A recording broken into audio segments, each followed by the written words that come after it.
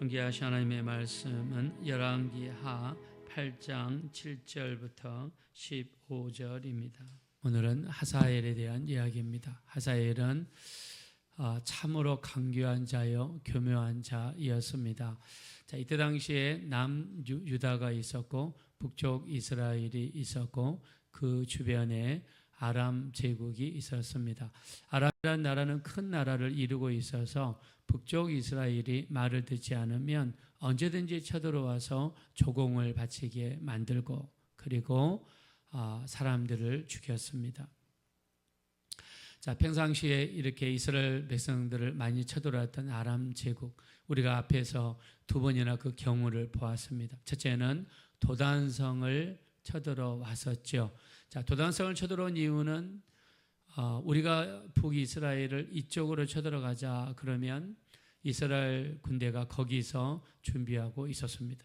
또 그 다음에는 저쪽으로 쳐들어가자 그러면 또 거기서 준비하고 있었습니다. 그래서 아람 왕이 화가 나가지고 분명히 우리 회의하는 사람들 중에 첩자가 있다, 잡아내라. 그럴 때 신하 중에 한 사람이 우리 중에 첩자가 있는 것이 아니라 엘리사라고 하는 사람이 왕이 침실에서 하는 이야기도 다 듣습니다. 그래서 그 문제가 엘리사에게 있다는 것을 이야기해 주지요. 이때 엘리사가 있는 것을 알아보니까 도단이라고 하는 성에 있습니다. 그래서 군대를 도단성으로 보내서 뺑 둘러쌌습니다. 그때 엘리사의 사환이 두렵고 떨리는 가운데 있을 때 하나님께서 엘리사의 사환의 눈을 열어주셔서 아람 군대 뒤에 있는 수많은 불말과 불병거를 보게 만들어 주셨죠. 그래서 사환을 안심시켜 주십니다. 엘리사가 군대 인대로 갑니다. 그리고 기도하죠.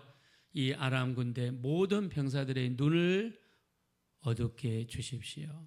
그때 병사들의 눈이 어두워서 어디를 가야 될지 알지 못했다고 했습니다. 엘리사는 그 많은 아람 군대를 이끌고 그보다 더 큰 사마리아 성으로 데리고 갔습니다. 사마리아 성은 북이스라엘의 수도가 되죠. 수많은 북이스라엘 군대에 의해서 포위가 되게 됩니다. 이 사마리아 성에 들어왔던 아람 군대를 지극정성으로 대접하고 먹을 것을 주어서 아람으로 다시 되돌아가게 만들었습니다. 이런 사건으로 인해서 아람 군대는요 당분간 쳐들어오지 않습니다.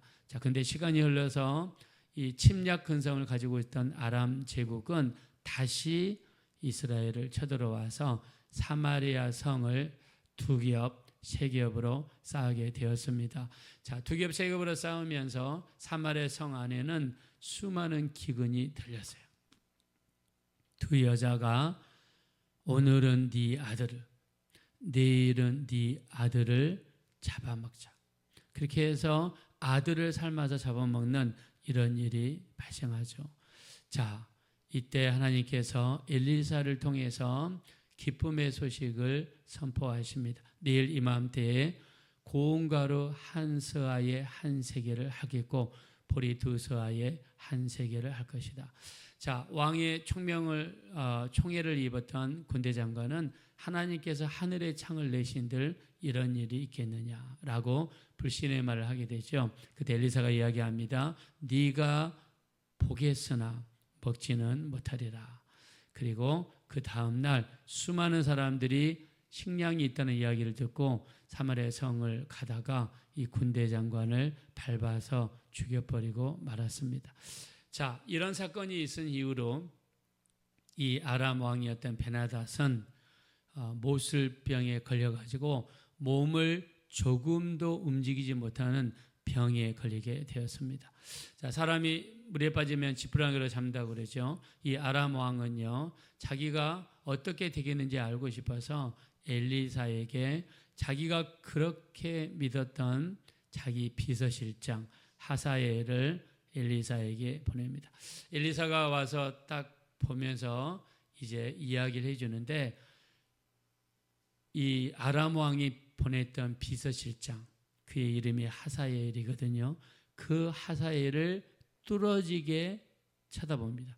얼마나 뚫어지게 쳐다봤던지 자, 성경에 이렇게 기록하고 있습니다. 자, 우리 한번 11절입니다. 자, 11절 한번 다 같이 읽어봅시다. 시작. 하나님의 사람이 그가 부끄러워하기까지 그의 얼굴을 쏘아보다가 우니. 자, 여기 하나님의 사람은 엘리사를 이야기합니다. 그가 쳐다본 사람은 바로 아람 왕이 보낸 그의 비서실장 하사엘의 얼굴입니다. 하사엘의 얼굴을 쏘아봤다고 그랬어요. 자, 사람을 정면에 앉혀놓고 얼굴을 1대1로 쏘아보면 얼마나 민망합니까? 자, 이 아람 왕이 자기 다른 사람도 아니고 최고의 예우를 갖춰서 자기 바로 밑에 있는 비서실장을 엘리사에게 보냈습니다. 자, 우리나라로 치면 국무총리를 보낸 겁니다. 자, 이렇게 국무총리를 보낸 이유는 자기 마음이 절박하기 때문이죠. 정말 이 아람 왕은 병석에 누워서 몸을 움직이지 못하면서 절박했기 때문이죠. 그리고 그가 보낸 예물도요 대단합니다. 자, 얼마나 큰 예물인지 한번 우리 9절 한번 보겠습니다. 자, 9절 한번 다 같이 읽읍시다. 시작. 하사엘이 그를 맞이하러 갈새 다메섹의 모든 좋은 물품으로 예물을 삼아 가지고 낙타 40마리에 싣고 나아가서 그의 앞에 서서 이르되 당신의 아들 아람 왕 베나닷이 나를 당신에게 보내 이르되 나의 이 병이 낫겠나이까 하더이다 하니. 네. 자, 왕이 비서실장을 통해서 다메섹은 아람 제국의 수도입니다. 지금으로 치면 이 시리아라고 하는 나라, 이스라엘 동쪽에 있는 시리아라는 나라의 다마스커스를 이야기합니다. 자, 성경에서는 다메섹으로 나와 있는데 여기에 모든 좋은 물건을 예물로 보냈다. 모든 좋은 물건을. 자, 그 실은 이 낙타가 몇 마리가 동원됐습니까? 낙타가 40마리가 동원됐어요. 여러분, 엘리사에게 예물을 갖다 주기 위해서 40마리 낙타에 있다가 그 나라에서 나는 최고의 좋은 물건을 실어가지고 예물로 보냈습니다. 이건 뭘 의미합니까? 그 정도로 아람 왕이 병이 낫고자 하는 간절한 마음을 지금 보여주는 거죠. 엘리사에게 나를 위해서 기도해 달라는 거죠. 자, 근데 실제로 그 병은 죽을 병이 아니었습니다. 그래서 엘리야는 당신은 낫게 될 것입니다 라고 이야기하라는 메시지를 보내게 됩니다. 근데 문제는 바로 엘리사를 찾아왔던 비서실장이요. 이 사람은 강교한 사람입니다. 이 사람은 자기의 욕심을 위해서 무슨 짓이라도 하는 사람이에요. 그래서 엘리사가 하사엘을 보고 째려봤던 겁니다. 그리고 이 사람이 할 행동을 보면서 울었다고 그랬어요. 자, 왜 울었느냐? 그 이유를 12절에 이야기합니다. 자, 12절 한번 다 같이 읽읍시다. 시작. 하사엘이 이르되 내 주여 어찌하여 우시나이까 하는지라. 대답하되 네가 이스라엘 자손에게 행할 모든 악을 내가 알미라. 네가 그들의 성에 불을 지르며 장정을 칼로 죽이며 어린아이를 맺히며 아이벤 부녀를 가르리라 하니. 아멘. 자, 하사엘이라는 사람은 아람이란 나라의 다음 왕이 됩니다. 자, 근데 이 사람이 이스라엘을 쳐들어와서 성을 불태울 거라는 거예요. 수많은 남자 장정들을 죽일 거라는 겁니다. 그리고 어린아이들을 죽이고 그 다음에 아이벤 여자들을 그들의 배를 가르게 될 것이다.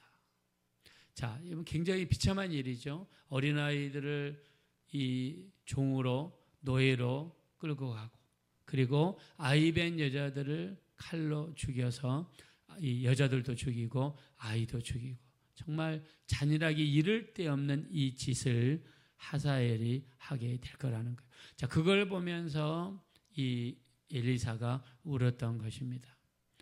자, 근데요, 이 하사엘이라는 사람은 이 왕에게 다시 돌아가야 되지 않겠습니까? 왕에게 돌아가서 엘리사가 뭐라고 하더냐 이렇게 물어보죠. 자, 그러니까 이렇게 대답합니다. 자, 우리 한번 14절 보겠습니다. 14절.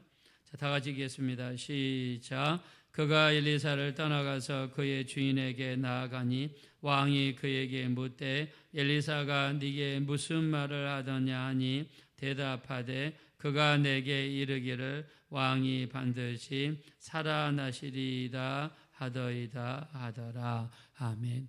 자, 이 비서실장이 돌아가서 왕에게 당신은 반드시 살 것입니다. 자, 이런 말을 전하라고 했습니다. 좋은 소식이죠. 왕이 살 거라고 그러고 병이 나을 거라고 그러니까 지금 당장은 몸을 움직일 수 없지만 다시 나을 거라는 이야기에 너무 기뻤을 것입니다. 근데 이렇게 왕이 방심하고 기뻐하고 있을 때에 그 다음날 하사엘이 이를 꾸밉니다. 자, 15절 보겠습니다. 시작. 그 이튿날에 하사엘이 이불을 물에 적시어 왕의 얼굴에 덮음에 왕이 죽은지라 그가 대신하여 왕이 되니라. 자, 이 하사엘이 비서실장이 왕을 죽인 방법은 이불에다가 물을 적신 겁니다. 자, 이때 당시에 이불은 어떻게 만들었냐면 솜잎을 같은 데다가 가죽으로 덮었어요. 그러니까 왕이 덮는 이불이니까 얼마나 좋은 이불을 썼겠습니까? 근데 그 이불이 솜과 같은 이불에 가죽으로 부드러운 가죽으로 한 겁니다. 자, 솜이라든가 가죽은 물이 들어가면 어떻게 됩니까? 굉장히 무거워지죠. 그래서 물을 그 위에다가 얹고 그 물을 그냥 이불을 그냥 덮어버렸어요. 왕 위에다가. 자, 그러니까 숨을 쉬지 못해서 아파가지고 몸을 움직이지 못하는 왕이 그 이불로 덮어버리니까 숨을 쉬지 못해서 왕이 죽어버리고 말았습니다. 너무 잔인한 방법이죠. 자, 이르고 하사엘이 왕위에 올랐습니다. 자, 하사엘은 왕위에 오른 다음에 엘리사가 예언한 것처럼 어떻게 하느냐? 실제로 이스라엘을 쳐들어오죠. 그리고 수많은 사람들을 죽이고 성을 불태우고 그리고 어린아이들을 노예로 잡아가고 애기벤 여자들을 칼로 가르는 이런 무시무시한 일을 하게 되었습니다.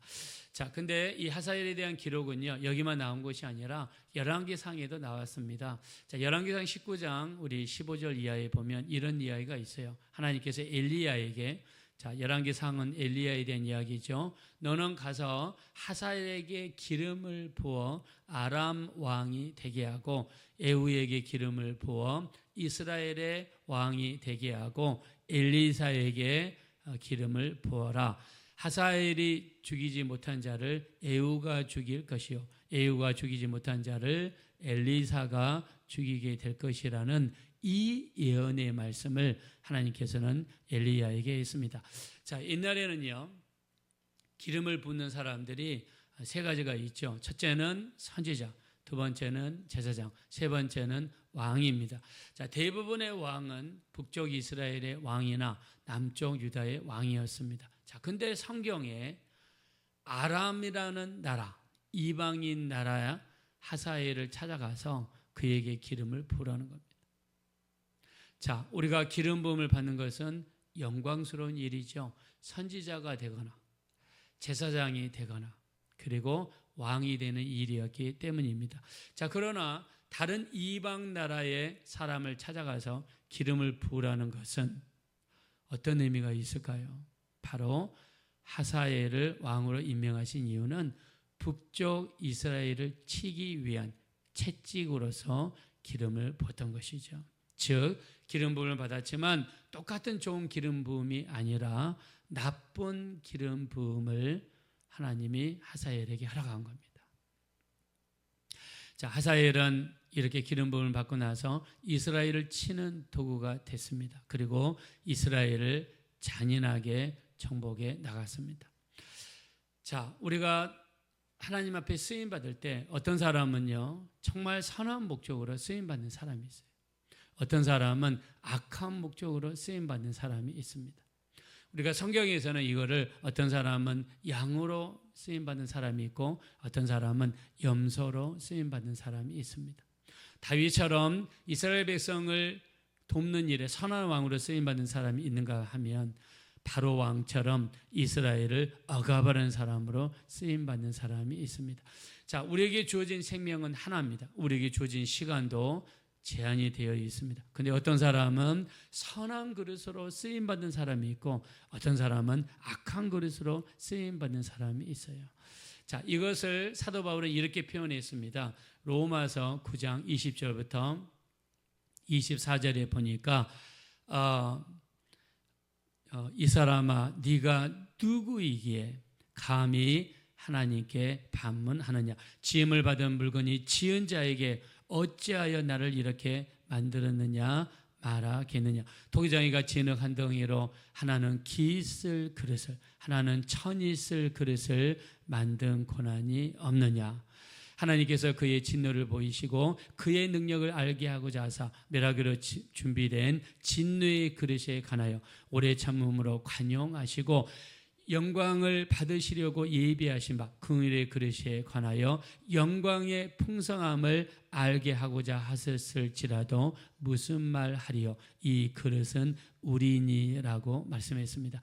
자, 하나님께서 우리를 만드신 분인데 하나는 기 쓸 그릇으로 만드시고 하나는 천이 쓸 그릇으로 만드신다는 거예요.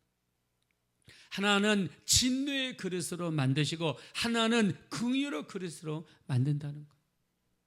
여러분, 우리가 만약에 천이 쓸 그릇이고 진노에 쓸 그릇이라면 우리는 절망입니다. 정말 절망이에요. 우리 자손들 중에서 혹시 신앙생활 하다가 잘못 어긋나서 만약에 진노의 그릇으로 쓰임받거나 아니면은 천이 쓸 그릇이 된다 그러면 여러분 절망이겠죠. 우리 하나님께서 이 가룟 유다에게 예수님께서 경고하십니다. 어떻게 경고하셨습니까? 지금 나와 함께 그릇에 손을 넣고 있는 이 사람이 나를 밟을 것이다. 이 사람은 차라리 태어나지 않았으면 좋을 뻔하였느니라. 우리 주님께서 끊임없이 경고했어요. 끊임없이 경고했습니다. 왜 그랬을까요? 가룟 유다에게 듣고 깨달으라. 듣고 돌아와라. 네가 지금 가는 길은 잘못된 길이다. 빨리 듣고 돌아와라.